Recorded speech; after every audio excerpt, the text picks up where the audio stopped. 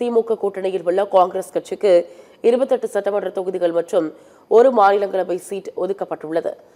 கடந்த சில நாட்களாகவே தொகுதி பங்கீடு தொடர்பாக காங்கிரஸ் மற்றும் திமுக இடையே பேச்சுவார்த்தைகள் நடைபெற்றன. இந்த நிலையில் சென்னை அண்ணா அறிவாலயத்தில் திமுக காங்கிரஸ் இடையேயான தொகுதி பங்கீடு ஒப்பந்தம் முதலமைச்சர் மு.க.ஸ்டாலின் முன்னிலையில் கையெழுத்தானது. திமுக கூட்டணியில் காங்கிரஸ் கட்சிக்கு 28 சட்டமன்ற தொகுதிகளும் ஒரு மாநிலங்களவை சீட் ஒதுக்கீடு செய்யப்பட்டுள்ளது. தொகுதி பங்கீடு ஒப்பந்தத்தில் தமிழ்நாடு காங்கிரஸ் தலைவர் செல்வ பெருந்தகை கையெழுத்திட்டார். 2021ஆம் ஆண்டில் காங்கிரஸ் கட்சிக்கு 25 இடங்கள் ஒதுக்கப்பட்ட நிலையில் தற்பொழுது கூடுதலாக 3 தொகுதிகள் ஒதுக்கீடு செய்யப்பட்டுள்ளது.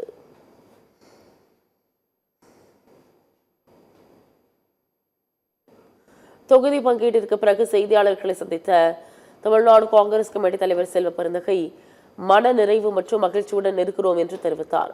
தொகுதி பங்கீட்டில் எந்த தாமதமும் இல்லை, சரியான நேரத்தில் சரியான முடிவை எடுத்துள்ளோம் என்று குறிப்பிட்டுள்ளார்.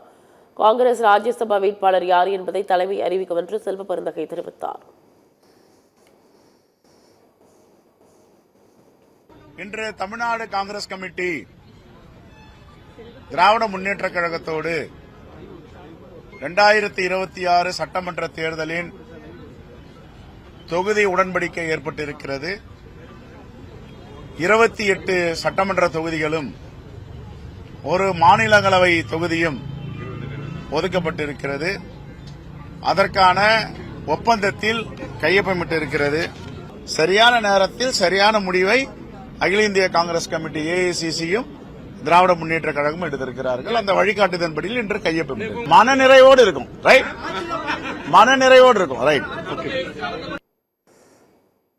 இந்நிலையில் காங்கிரசுடன் தொகுதி பங்கீடு ஒப்பந்தம் கையெழுத்தான பிறகு அண்ணா அறிவாலயத்திலிருந்து வெளியே வந்த முதலமைச்சர் காரில் புறப்படும் முன் அவர் கொடுத்த ரியாக்ஷன் வைரலாகி வருகிறது.